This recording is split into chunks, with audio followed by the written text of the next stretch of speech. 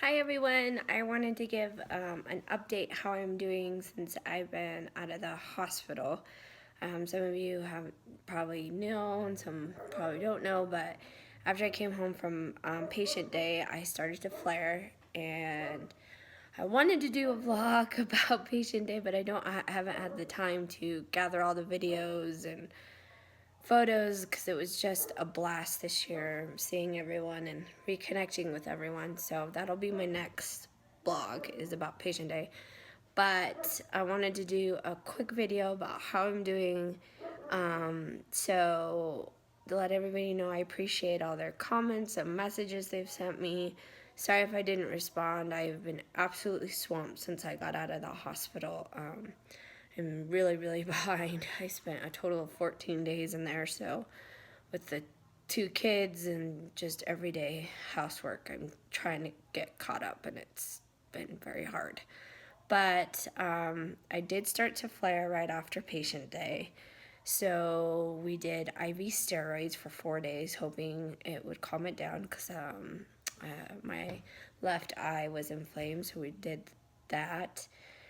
And that bought me about a week, and that was Alana's birthday. So we got, wasn't for my family, I couldn't have pulled it off. So we got that all situated, and then I just still wasn't feeling good, so I went back to my optometrist, and I did an OCT scan and said that I was highly inflamed, and so I knew that I would have to call my neurologist and tell him what was going on. So I did. He says, okay, let's start Plex, plasmapheresis. So I did that for 10 days, and that was wonderful being in the hospital for 10 days. I got home right before Easter. I came down with what I thought was a cold, and just started getting worse and worse and worse, and so did Eric. So Wednesday I went to the doctor, and I had a pneumonia on top of influenza B, so that's why I felt like death. And so the next morning my doctor called me and said, hey, you need to get your butt back into the ER or back to the hospital.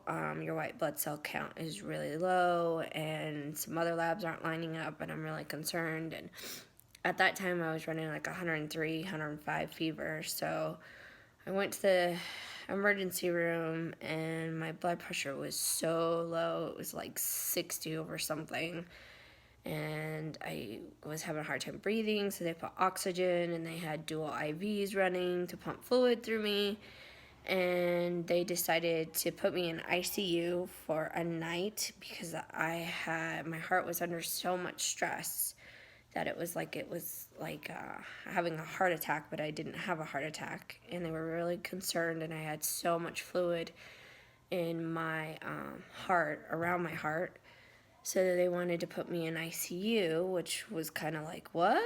Like, I wasn't prepared for that. So went to ICU for a night. They monitored my heart.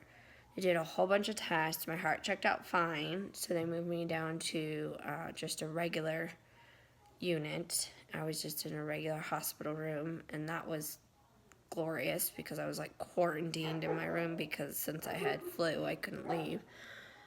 So that was the hard part, is I didn't get to see my husband or my kids for those 4 days just because I was so sick and they were kind of sick, and it just wasn't going to be a good thing if they came up there. So they said they were only going to keep me till Saturday, and then Saturday came, the doctor came and talked to me, and he said, your white blood cell count keeps dropping even lower, so we got to figure out what's going on and how to see if it's, how we're going to treat all this. And I was like, great. Another fun day in the hospital. So I spent there till Sunday, and he came back in, and he goes, they didn't, Sunday when I was supposed to get when I got discharged that day, he said my white blood cell count was staying very low, but they were worried about, me getting an infection and I couldn't fight it, blah, blah, blah, blah, blah. So I took this shot they wanted to give me to boost my white blood cell count, and they're like, oh, if you just get a fever, come back, or if you just don't feel right, come back. And I'm like, okay, I was so ready to get out of there. 14 days with 2 kids and just typical life. Like, I don't know. It was really hard on, like, everyone, my family, Eric and the kids. It was just, it was rough. So I get out of the hospital and I see Eric and the kids outside the window, and I just bawled. Because, see, I'm even crying now, because so much happened in those 4 days, going to ICU and then just not being able to see family. Like, my grandparents came by and saw me, and my mom was with me and stuff. Just to not see my children, my husband, was just awful. It was just awful. I was so happy to get home.